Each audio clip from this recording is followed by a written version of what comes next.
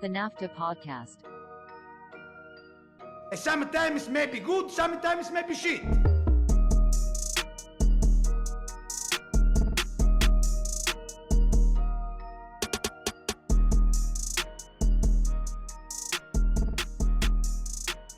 NAFTAA Podcast midweek, dual episode. We're back as promised. A little different format here. You got myself and Michael. Michael, bad news. I think that the fan communities I was reaching out to think I'm like a telemarketer or something. No one really got back to me. I've seen your emails. Sometimes you do talk like a telemarketer. Yeah, I think I'm going a little too professional. Maybe I need to put some slang in there or something. I didn't ask for anyone's bank accounts though, so that's good. I don't know why they would have thought it wasn't a real thing, but reached out to a few of them. I thought the easiest one would be the one from Canton Akron. Layup. We're from Alliance. I said no response. They're like, this is too good to be true. You're definitely a telemarketer. I don't know what it was. They probably looked at our ratio on IG and were like, nah. Only 100? No cap. Get out of here. That's cap. No clout. That's what you need to say. No. You need to throw like a that's cap or something at the end, like to let them know that you're a real human, not a robot. Yeah, exactly. Sorry that we don't have as much clout as you guys. Would love to have you on to talk about Tottenham. Oh well. Anyway, you, the listener, get 2 episodes this week. You're gonna get 2 episodes next week too, just because we got midweek games, so we're gonna have to figure that out as well. But Michael and I jumped on here to talk about a few things. But first things first, if you're listening, if you're taking in this podcast, share it with a friend. Try to get someone else to listen to it. Like, subscribe on Instagram, or not on Instagram, on YouTube. Give us a comment, rate us, share it. Do whatever you gotta do. 5 stars, 4 stars, 3 stars. I don't care. Want some type of feedback. I did our Wrapped, our Spotify Wrapped. They do it for people who have a podcast.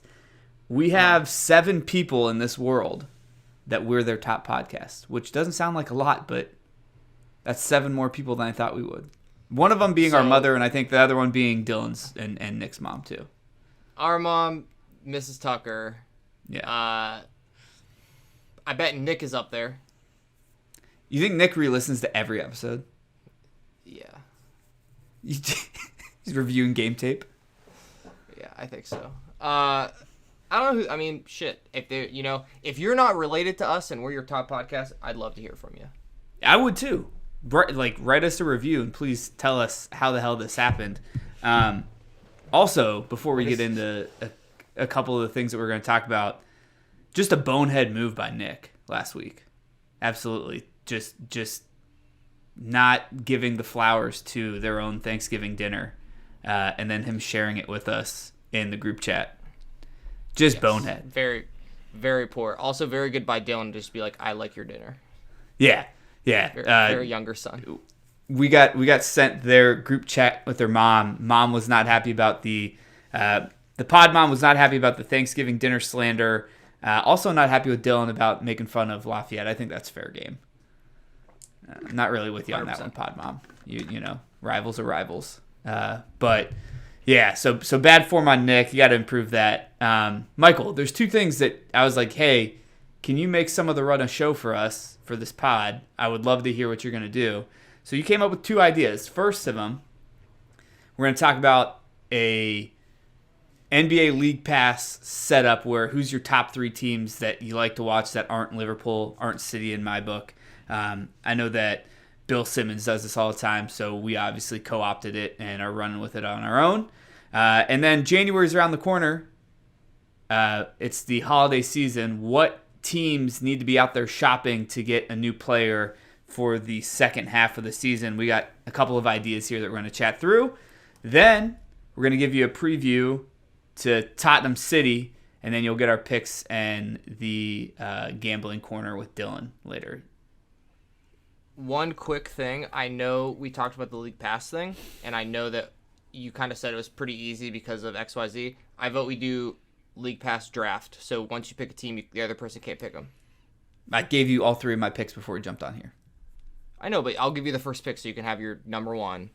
And Okay. I'll just so we don't pick the same 3 teams. Okay. All right.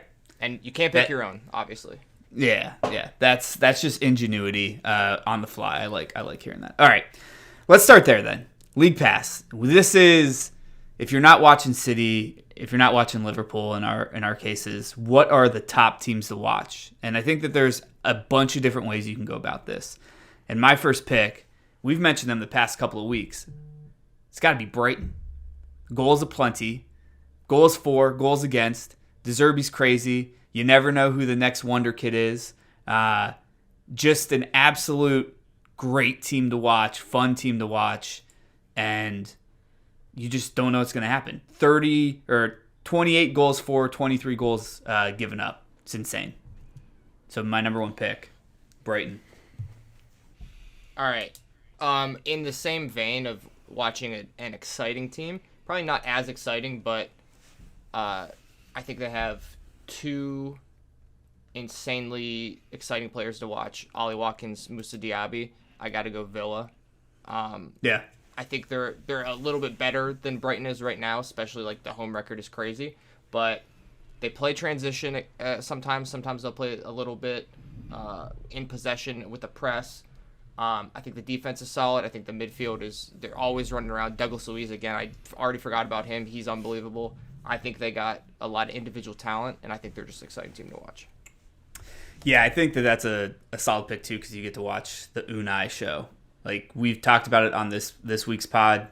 He may be the 3rd best coach in the Premier League. What are the heights that they can reach? Plus, I'm a close personal friend to Wes Edens, owner of Aston Villa, as well chronicled on this pod before. All right, since it's 2 people we're not snaking, we're just going to go back and forth. Yeah, that's fine. My second pick, and all jokes aside, but I think it is a great story. I think right now you got to watch United. And you got to watch United because it is an absolute dumpster fire at times. You got to watch United because, as we saw today, we're recording this on Wednesday, Andre Onana, sometimes a good keeper, sometimes might as well not even be playing professional soccer. You never know. And I think much like the storyline of, hey, what are the heights that Aston Villa can get to? What are the depths that this Man United team can get to? And how far off the perch of the greatest team in England can they fall? And I love stories. So strictly storytelling, you want United. I mean, it's not for the quality of soccer, that's for sure. Okay. I'm fine with you. I do not enjoy watching them, but that's, teach their own. This is not going to make a ton of sense by how we're speaking right now, but I will say the next, obviously Liverpool won, probably, but I just end up watching like Newcastle or Villa a lot for some reason. Mm-hmm. I've watched a fair few Bournemouth games, and let me tell you, I do enjoy it. It's the TV angle at the home stadium, home field, pitch, whatever. Yeah. I can't remember I thought I knew what it was called, but I thought it would come to me and it didn't. All I can think about is Craven Cottage, and that's Fulham, I know. And I was just like, the vitality. The vitality. That's right. Yeah. The weird angle there, there's like a similar one at Crystal Palace too. It's just like closer down to the field. It's just interesting. And when they play, like they did last week, they're prime Barcelona. They look great. I think Solanke's great. I think Semenyo is an exciting player. Billing is a great midfielder. Defense is a little shaky, which always, it's going to be exciting because might give up goals, going to force them to go score some. I got Bournemouth, man. I'm a season pass Bournemouth guy. Not since 2 brothers named Tucker has there been a bigger impact on this podcast than our good friend Craig. And I'm pretty sure Craig has no idea that he comes up every podcast. No, it's actually getting to a creepy degree. We need to probably stop doing it. I think we need to chill out. I like that pick. Bournemouth's usually up there. Like, it's kind of one of those things, again, since we had that great conversation with him in the offseason, I don't want him to fail. I want them to succeed. Yeah, so that's kind of the same mindset I am there. All right. My last pick. No one else besides us is really going to feel this way because no one else does a podcast with this person except for me. So I guess I'm picking both the Tucker teams here, which is kind of crazy. I like watching Wolves. I like being able to talk to Dylan about his team, one, but two, they are the most Jekyll and Hyde scenario ever. Beginning of this year, couldn't buy a goal.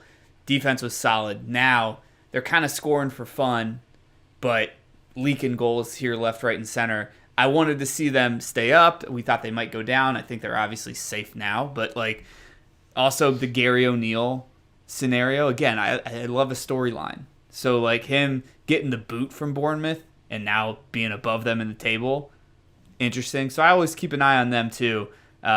Wolves, also Pedro Neto. You can't take your eyes off him. He's having just an incredible season. So I think Wolves is my third. All right. I have three teams still written down here just in case, obviously if you took them. I was going to pick, obviously, another team that's exciting to watch. Tough to pick Arsenal, even though they are beating Lyon 4-0 right now, which they usually don't put a ton of goals past you. Obviously, the Brentford game was 1-0. The game against you guys was 1-0. They're very, very sturdy defensively. Not super fun to watch. So right now, I'm going injury-ridden Spurs League Pass because they have four wingbacks, 3 wingbacks and Ben Davies across the back four. That refuse to play Eric Dyer. Vicario's still a really good keeper, so obviously keeps him in it. But that Villa game was end to end, and for 35 minutes they looked crazy. It looked like they could just win like that anyway without Maddison. They're obviously still league pass with James Maddison, with Mickey Van de Ven back and stuff like that. But right now it is just and just not changing how they play. So it's gonna be 3, 4, 5 total goals in those games every time, pretty much. Yeah, I didn't know if you were gonna go there. If you didn't, I was gonna say, hey, look, if we're being honest, honorable mention has to be Spurs. Just has to be. Do you want to guess the other 2 names I had down? Did you not have Arsenal then? No. Okay, so I would have guessed Newcastle, but you mentioned them before, so you may not have had them. I didn't know if that was going to be one. Normally, I think it's Brentford. This year, not so much. Normally, I think it's Brentford. I had Everton. Just praying for their demise? No, because actually they are a team that makes so many chances and cannot possibly score a goal that it's even if you don't like them, which I obviously don't love them, but when you watch people just miss 3-4 yards out, at some point you're just oh Jesus, they have to score. Come on. Yeah, surely. It almost just becomes entertaining and funny. Yeah. I think that's a great reason to watch a team. So those are the honorable mentions there for sure. So what we do? I did Brighton 1. You did. Who's your 2? Villa. Brighton, Villa, United, Bournemouth. Wolves, Spurs. Man, Wolves, Spurs. The brain is leaving me today. I apologize. Midday. That's all right. Midday pod. We got a long way to go. Yeah, it's a good thing it's happening in the first segment. All right, League Pass, set in stone. It's also easier to do this with 2 people. If we had to ask all 4 of us, this thing would have taken forever. And, someone would have been mad that I said that about United. But I'm just kidding, Nick. Yeah. Anyway, let's roll into what we think the deals that need to be done here in the winter window. We're coming up on January. Like I said, it's the holiday season. What gifts our team's going to try to gift themselves to make some improvements in the table? Michael, since I went first on the League Pass, let's have you go first. We'll go back and forth on some of our ideas of what teams need to be doing here. All right, so I guess the idea of this was somewhat what you would need, what would be cool, but just kind of what I would want to see. The first one I want West Ham to deal Maxwell Cornet to Brighton. You think there's a resurgence there, maybe? I think he is technically a very good player. I think he has one appearance in the Prem this year, so they're clearly not really using him.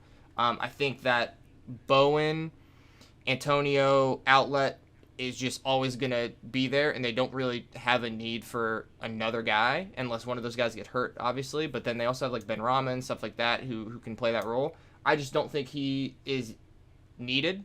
And I think the way that Brighton rotate, and I think Matoma's still injured right now, another left winger, another guy who can play on the wing for them, who's incredibly talented, I'm sure could fit in really well. I have always liked him. I even liked him when he was at Burnley. He kind of made a little bit of an impact there. Thought he was going to get a chance at West Ham. Obviously hasn't happened. I want him to go to Brighton because I think it would be good for him, and I think it would be good for Brighton. And I don't think West Ham need him. Make some money. Damn, I went about this assignment the other way. I went top down. Now you're going not bottom up, I guess, per se, but you're kind of going lateral. Yeah, you're going middle out, I guess. Middle out. Because now I'm thinking like, if I'm Bournemouth or if I'm Nottingham Forest, who gets Jadon Sancho? That's like my mindset should have been on that, and I didn't think about it. And now your eyes lit up, so maybe you got to move there. So we'll have you do that. That's fine. My number one that I thought of, Dylan's gonna hate me, Nick's gonna love me. I got Pedro Neto going to United. I think it'd be the smartest buy that United have had in a long ass time. And they don't score up front. They need someone who can actually create. I think the combination of Neto and Bruno combining midfield out, midfield to the wing, etc., etc. He's had a great season. I don't want to see it, but I think like if you're running the books and running a team at United, this guy's good. And dude, he's only 23. I didn't realize that. Like I'm looking at this again. I'm like, he's only 23. I got a feeling his next move is out of the Premier League. To be honest with you, like some big ass team, but not to say United's not a big ass team, right? But I think it made sense. I don't think Wolves will sell him, but I think it makes sense. I think Wolves might have to sell him, potentially. I think like I kind of agree. I think like weirdly like a Atletico or a Barcelona or Madrid, something like that will come for him for sure. I think Madrid have Rodrigo, and I think he's doing pretty much okay, and they still want Mbappe on that side. But in terms of filling a position, I mean, the right wing, right mid spot at United is literally just a dumpster fire. So yeah, I thought it made sense. All right, I got. I'll just do this one since I already kind of gave it away. Jadon Sancho, great player at Dortmund. Pretty crazy that like at that time it was like Bellingham, Sancho, Haaland, and United picked Sancho like the worst one. I mean, not bad, but like the worst one of the three. Yeah. I want him to go to Spurs. I think under Ange, he would be way, way better. He would be less restrictive. He could kind of play the same way, same like progressive football like they would at Dortmund. A lot of like freedom, like I said. I just think at United, obviously it's so far done now just because of everything else. But even when he was still in the running to play, he has to play such a specific way, specific role. He's taking up a position where they have a guy who is like, Rashford is the guy there for, last year especially, maybe not so much this year, but he's always going to be the left side guy. I think him on that left side, Son, if he's going to keep playing through the middle, I think he's better than Richarlison. I think it would be really interesting to see him there. With Kulusevski, too. So Kulusevski on the right, Maddison in the middle, Sancho on the left, and then Son through the middle. It's on the striker, obviously. I really, again, I'm putting rivalries aside. I don't want to see Jadon Sancho become the next Dele Alli. I think that would suck. Which and I think this is like the only iteration of Spurs in the past not 15 years, Jesus Christ, that was almost crazy. The past like 5 or 6 years that he could survive in, because like Mourinho, it would be kind of the same. Conte would be kind of the same. I think Ange, mostly because of Ange, I think he would be successful there. I feel like they can get him on a cheap too. May even be a loan. It may be one of those scenarios where if you get him for a loan for the rest of the year and he actually kind of shows out, then United can sell him on next year, maybe back to Dortmund. Who knows? The contract would be the problem. So, you mentioned Arsenal earlier, and I know they're winning 4-0 right now as we record, but the goals have not been coming as plentiful as you would think for a team that's as good as they are. 5-0. 5-0 now, live 5-0. on pod. So they haven't been coming as much as you think in the Premier League, and I do think that there is a striker out there that may have had a lot of hopes and dreams riding on him early in his career at a big team, and then had to go some other place to really learn how to be an all-around good striker. And I think that if you add someone up top for Arsenal, you're giving them another option. I love Gabby Jesus, but I kind of think that it's not over, but I still want him to go to Ligue 1 and lead the league in scoring, because I told you he'd do that 5 years ago, and I think he still could. Dom Solanke to Arsenal. So the thing is, there's like such an obvious pick for Arsenal at striker, and it's just Tony. Ivan Toney, yeah. Yeah. So let's assume that can't happen. I don't hate it. Yeah, okay. I don't hate Solanke then to Arsenal. I think he's big. I think he can play the hold up a little bit better, especially if you're gonna have possession. He's been at two, didn't play, but he's been at two big clubs before. I'm pretty sure Chelsea and Liverpool. I think Chelsea, but I obviously know Liverpool. He is. Yep. I don't think it would bother him too much. I think he's like pretty like used to the pressure, used to leading the line. The only thing is like obviously you'd get him pretty cheap comparatively, and there's just a bigger downside, I think. Like if he doesn't work out, then you're just stuck with three guys that kind of are B plus. Yeah, there's the risk on all these for that, but I like the fact that he's been the most successful at a club that has put a lot on him, but like it's not like the people around him are that good. Now, if you get him on a front line where then he plays to Saka or Martinelli or Trossard, et cetera, like I just think now he's ready. When he was at Chelsea, he only played one game at Chelsea. Then he went to Liverpool, and that was the thing that I was thinking the most of like, all right, like he actually got a little bit of a shot and just wasn't ready. Just wasn't ready for it. Again, he's only 26, which is, I feel like Dom Solanke's been in my life for 12 years. I don't know about you, but like only 26. I think it's a decent call. Again, downside's always going to be there for transfers, but it's a little bit of a cheaper option to do that. I think probably the issue is like Nketiah is not a very good finisher, or obviously it's fine, but like not the best. And Jesus is a very good finisher, but he never plays. Like he always gets hurt, and obviously availability is important. I think Solanke does not get hurt that often, and he's a better finisher than Nketiah. So I think overall it would be at least better than Nketiah in that case. I just think ambitions-wise, Arsenal are going to go for like Osimhen or Toney or somebody. Yeah, the other thing I'll say too is there's no guarantee that he'd be able to fit the Arteta system of what a striker needs to do all the time. I do think that there is a ton of movement that Jesus does, much like Pep, where it's like there's times where they don't really even play with a striker. It's literally having just a higher up attacking mid that's like passing, pinging, and moving. And like Solanke's never had to do that. He's on the back line. For sure. All right, I'll stick with the cherries with this one. I think he was great last year. I think he is an exciting left wing back attacking player. He has I'm pretty sure it's his brother, plays for Rangers in Scotland. Marcus Tavernier to Villa, because I think Lucas Digne, he's been playing that progressive role, and he hasn't been having to defend a ton because they got those three center backs back there, holding it down. I think Digne is a little bit overrated. I used to really like him. I used to think he was like one of the better wingbacks. I think he gets hurt fairly often too, more on the back end. I think Marcus Tavernier, if you just let him go up that left wing, he would be unbelievable for a team that, especially a transition team and a team. I think he could play in possession too and whip crosses in for you. Yeah, I don't hate it. I was also on the Digne train back in the day. I feel like we would play.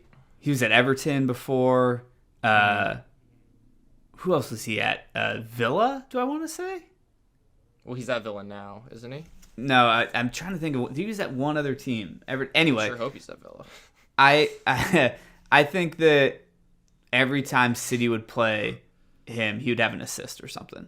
Or like if they'd give up a goal, he'd be the guy like on the end of that. So I used to be big on Digne as well. I like the pick. It's funny that we can sit there again. You mentioned Bournemouth is like in your top 3 of the teams you like watching outside of Liverpool. They do have some pieces.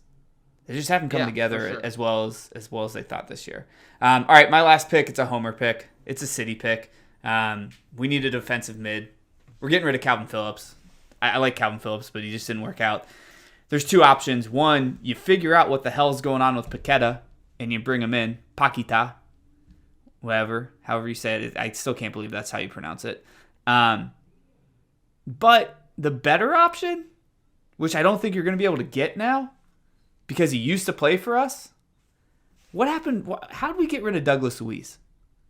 He played for you guys? He was in our system for so long, and then we sold him. Bro. He was on loan to Girona, and then we finally sold him to Villa in 2019. But he's only 25. Paqueta's 26. These are all still pretty young guys. I got 4 or 5 more years left.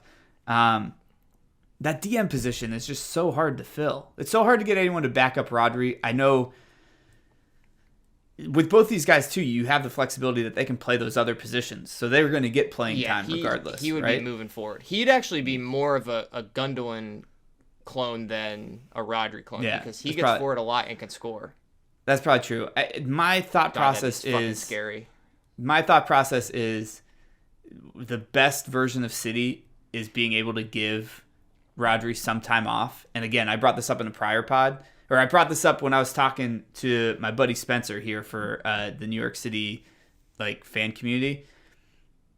The Champions League final against Chelsea, Rodri was an unused substitute, which is insane to think and believe now because he's just so vital to this team. So anytime that you have someone that can actually back him up and give him some time off, I think that's just kudos for City. So that's where they need to be looking. I also just want to say I'm pretty sure Arsenal, Liverpool, Man City, Spurs probably, any team in the top 6, well, Villa's literally 4. Any team other than Villa in the top 6 would literally love to have Douglas Luiz. Bite your hand off to have Douglas Luiz.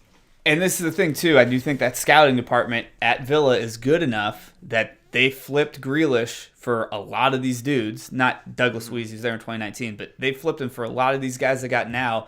I think they're pretty confident that they're going to get 100-some-odd million for him, and they're going to be able to flip that 100-some-odd million to get 4 other prospects again. So, City. Give me 4 John McGinns. Exactly. You love John McGinn. You love a John McGinn. He's all right. Those are our transfers. I'm sure we'll talk about this more as December rolls on, which we're a day and a half away from December now. Yes. Michael, match of the week. What I wanted to talk to who did I reach out to? Seattle City. I reached out to, I think, LA City fan groups. Didn't hear anything back. Crickets. Spurs and Canton Akron. Can't believe they didn't want to reach back out to me. It's fine. I'll still reach back out to you next time Spurs are there. But the game of the week is Manchester City. They're hosting Tottenham. We said a week ago this has to be game of the week, and we didn't realize Tottenham was going to be on a 3-game losing streak. We also didn't realize that City would be 2 games back-to-back draws where they haven't won. This one's at the Etihad. We I picked City. I think you picked Tottenham, just to give a little spoiler alert. No, you picked City too? Pick City. Okay. To give a little spoiler alert to later in the pod when we do our predictions, how do you see this happening? How do you see this progressing? What should we be looking out for? I would say a fully fit Spurs team, this would be an unbelievable game. The fact that I know... You good? Okay. The fact that I know that Ange will not bunker down, and I don't think they really even could because of the defensive issues that they have, and injuries, they're going to go for it, and they are going to get cut apart, in my opinion. It's not at Spurs. It is just going to be an absolute... I'm going off here 4-1. I think they might get a goal, but I think that defensively, there's just no chance they can stop you guys.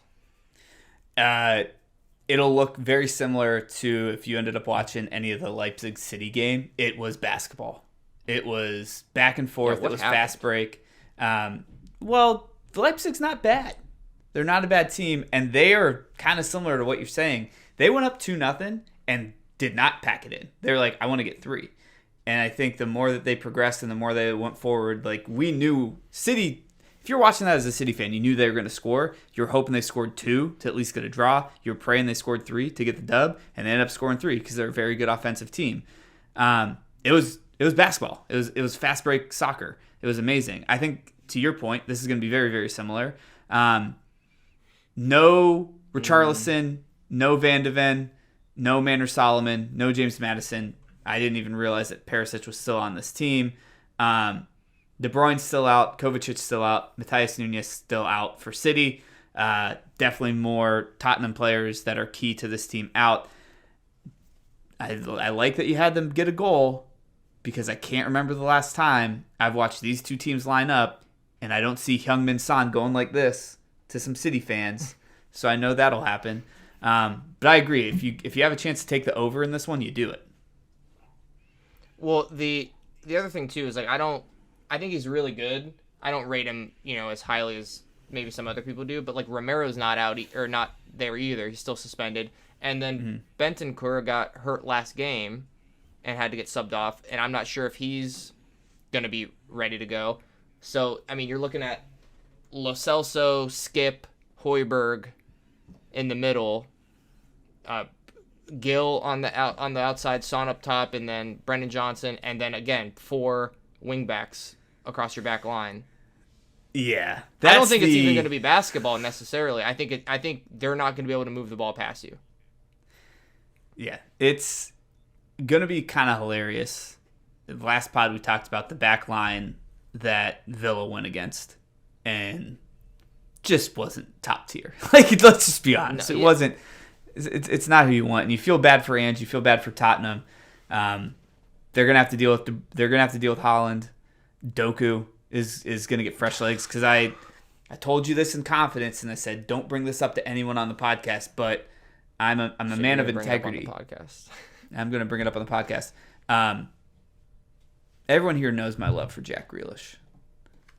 The worst thing that happened to Jack Grealish is that he plays the same position as Jeremy Doku, because Jeremy Doku, outside of Haaland last year, this is the best first year a player has had under Pep at City ever. Because normally you don't play that much. Did you see the stat from the City-Liverpool game? Sorry. Which stat? No. 12 out of 15 successful dribbles. But see, he attempted 15 dribbles. Which is kind of nutty. It's yeah, absolutely nutty. We talked about this. I've seen a lot of people talk about how he cooked Trent. Like, I just don't really remember that many times that he cooked Trent. I think he was just cooking anyone who was out there, and it led to opportunities, but nothing that, materialized. But it is nice. Yeah, it's nice knowing that 4 or 5 times a game, we're going to get a ball on the ground sent from the end line to the middle, because that's how we normally score anyway. And he's going to at least be able to do it let's say 3 times a game. Just happens. The positive thing is that for the most part in that game, you could Trent falling asleep or Trent being lazy or not being a very good defender just in general, whatever you want to say. The guys trailing the runners in the box to receive the pass from Doku were on it, and so many times the ball gets whipped across and it gets cleared away immediately. But if you're asleep, those are all goals for the most part, or at least shots on goal. I think that's more like he had a .74 X assist or whatever because he's just whipping balls across every time he goes down the field. And you guys, I've never seen a coach, not never maybe, but I've never seen a coach consistently just play to one like very obvious strategy as Pep does, because Phil Foden was like on that other side was basically not used. Yeah. Well, they even brought Foden to the center. They even brought Foden to the center a little bit and kicked Bernardo out. And I think the point of kicking Bernardo out to the right was get the ball to Bernardo so he'll hold up as much as possible to then swing the defense further that way to give Doku more space. Like it was honestly a play to go right to then immediately go back left. In midfield, you guys were on the right side a lot just so you could whip it over to the left. You didn't go straight down the field. You literally went like this almost. Yeah, it's like runway. The other thing that's going to be scary is just like how well the guys trailing defended. Man, we're 3-4 months into the season. You got another 5 left. 3 months from now, the people running onto his balls, are going to have a lot better idea of where he likes to play them and where he likes to go.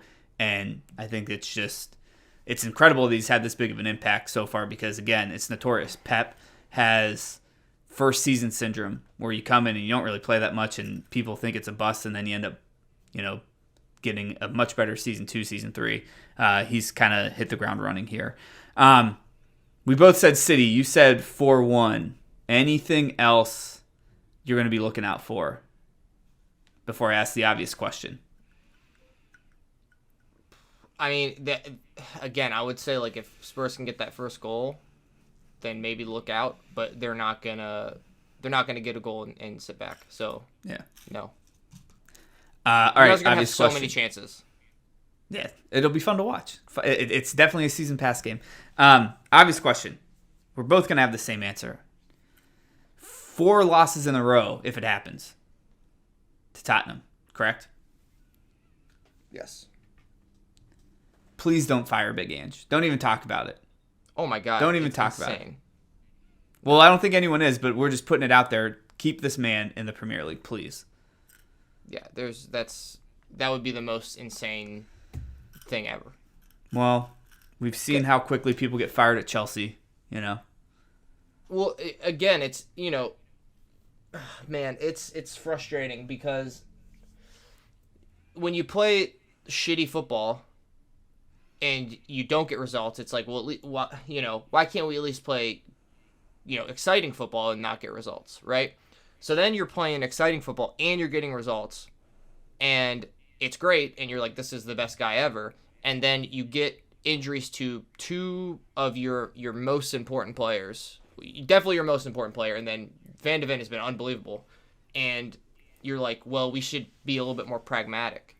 And it's like, you can't have it both ways. You can't complain when you were itching for the thing you're seeing right now, and you've actually seen how good it can be, and there's an obvious reason that it's not, and these guys are hurt, and you're in a little bit of a crisis here.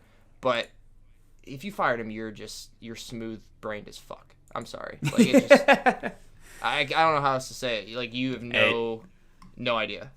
Don't put it past Tottenham to make us. Don't put it past Spurs to make a Spursy decision. But please, we never thought we'd like Spurs. I like Big Ange. I like him. Yeah. So, sure. All right, that's the preview.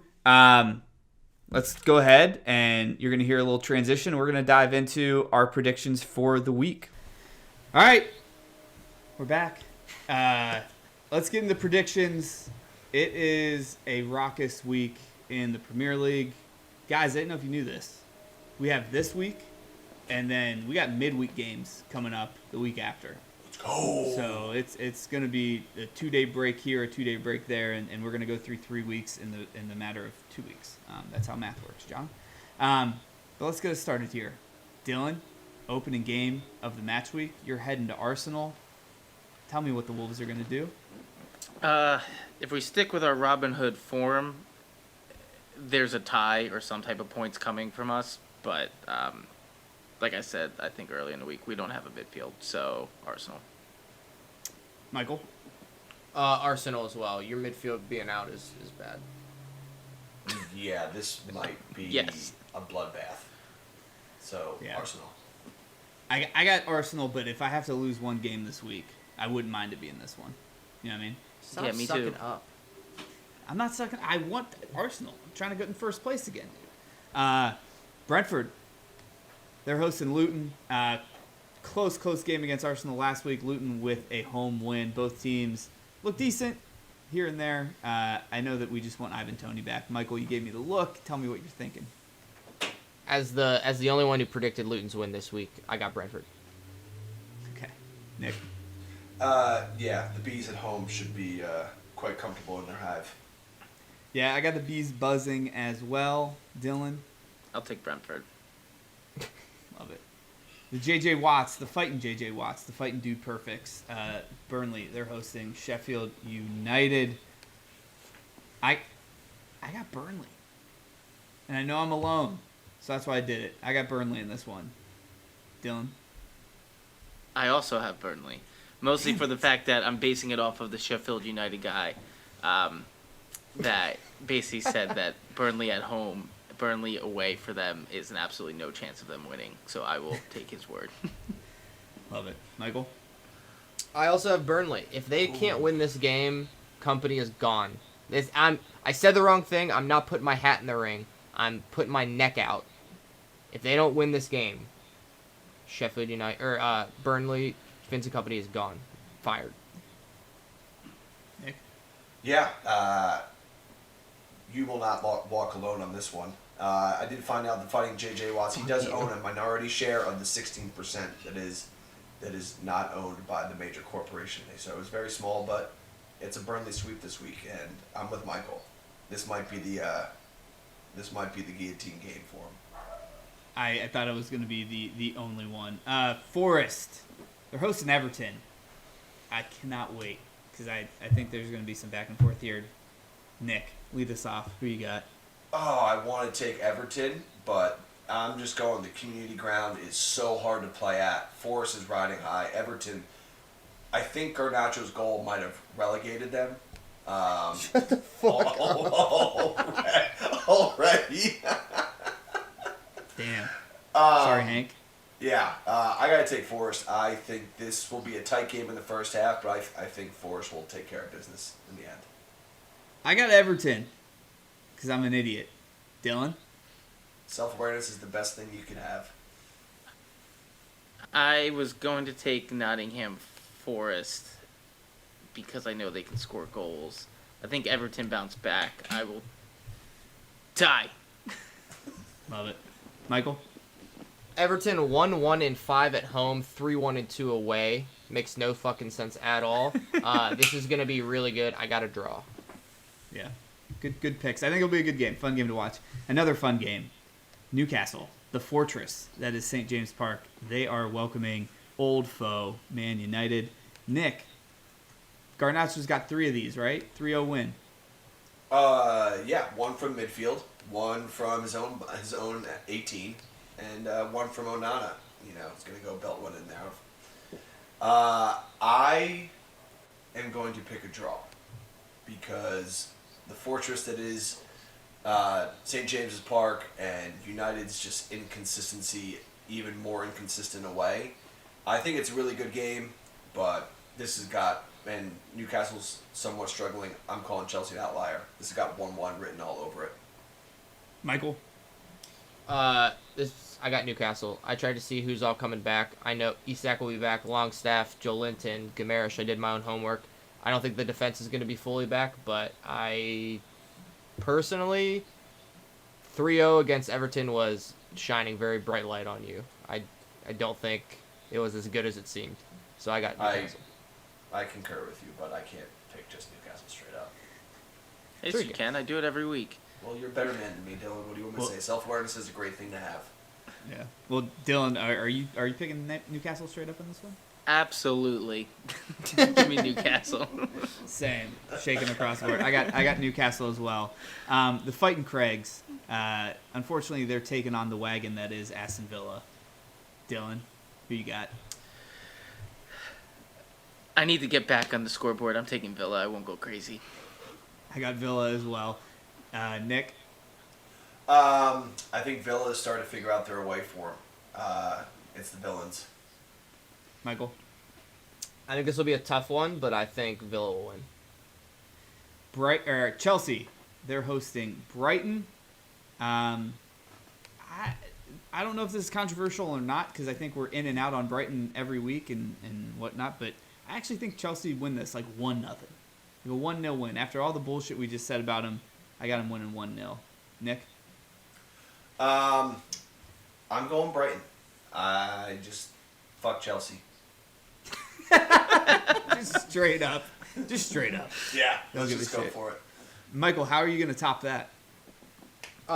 So I think it was Carabao Cup. They played same fixture at Chelsea. Chelsea did win 1-0 in that one. I don't know why. I haven't seen anything in particular. I think De Zerbi is a spiteful man deep down. I think he prepares all week so they don't lose this game. So I got a Brighton win. But he can't because they have a game on Thursday. And He doesn't care about that game. Should. Just saying. He should. I don't trust either of these teams right now, so I'm taking a draw, which is probably the wrong choice and why I'm in last place. But I just don't trust either of them. I can say this. I'm married to an Italian. De Zerbi confirmed. Probably pretty spiteful. I've also seen The Sopranos, which makes me a quarter Italian as is. Liverpool, they're going to host Fulham. Michael? Gotta be a win. Yeah. Dylan? Don't let them in the box. They might fall down. So take Liverpool. Speaking of spiteful, Nick? Yeah, we'll roll with the Scousers here. Yeah, I got Liverpool as well. I still think Fulham's pretty bad. Fulham's not as good as Wolves. That game sucked. I have to watch. That's what I meant to say. I'm sorry for interrupting you. We forgot that Fulham have like we might go down, like kick up the ass every so often. So like those games they're gonna play pretty big for. Or maybe we may go down and we literally will go down if any kick at the legs, which Dylan saw There you today. go. West Ham. They're hosting Palace. Palace, also pretty bad right now. Nick, who you got in this? We're just gonna roll with the Hammers. Just gonna go on form. Yeah, I got Hammers on form as well. Dylan? West Ham, too many injuries, especially defensively for Crystal Palace. Yeah. Michael? West Ham. Mohamed Kudus is probably one of the best signings of the year. Yeah, he's up there. Pretty good. Just wanted to say. Game of the week. Man City. They're gonna host Tottenham. Tottenham's got to get back on form. I think it's 3 straight losses, I believe, with Big Ange. City with back-to-back draws, so both teams not at their best. This is at the empty hat, as Michael would probably like to say. Man City. I got him.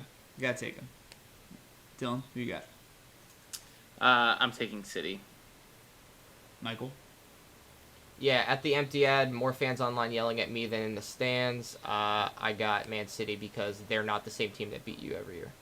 Makes you question who Trent was shushing. Nick?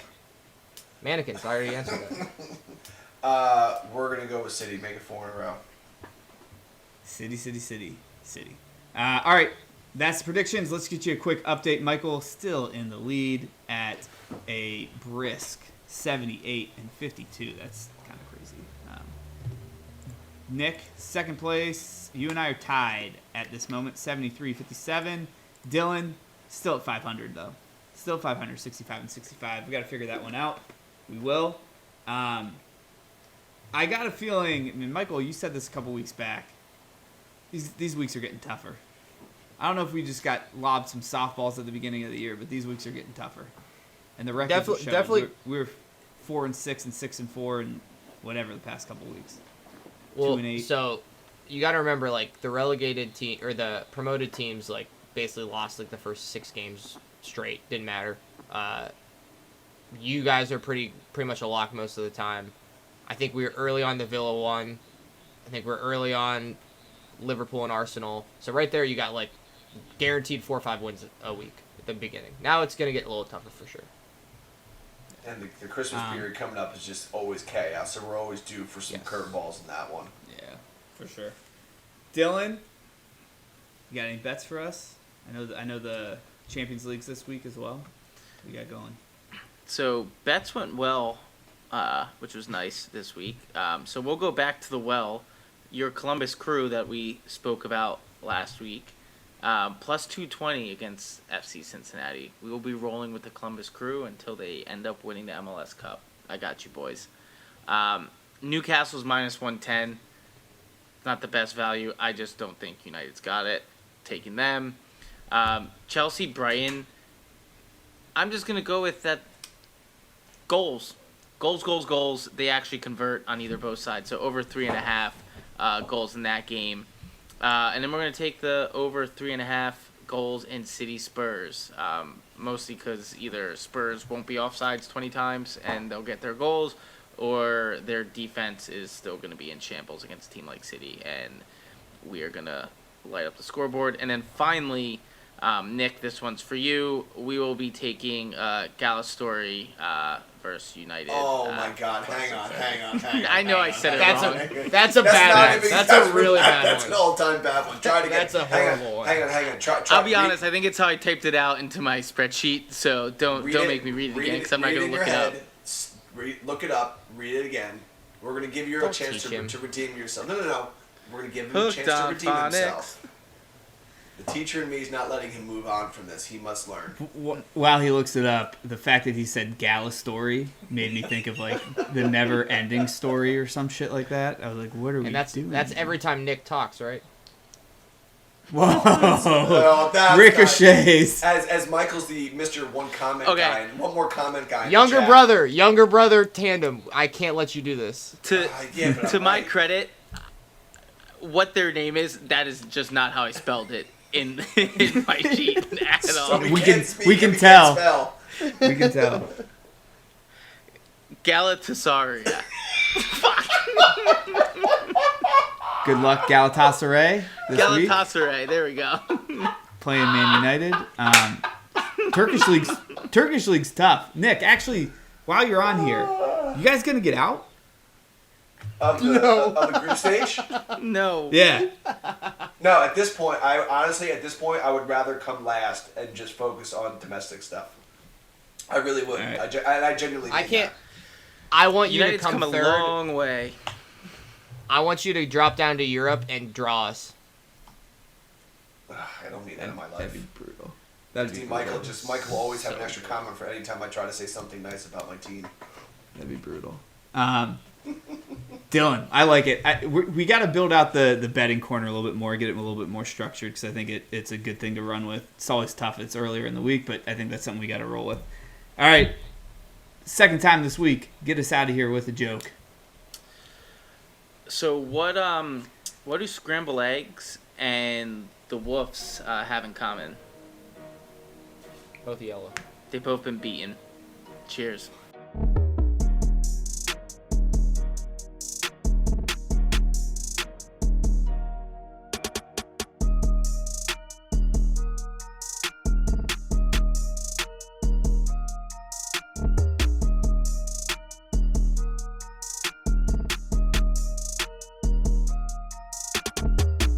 The NAFTAA Podcast.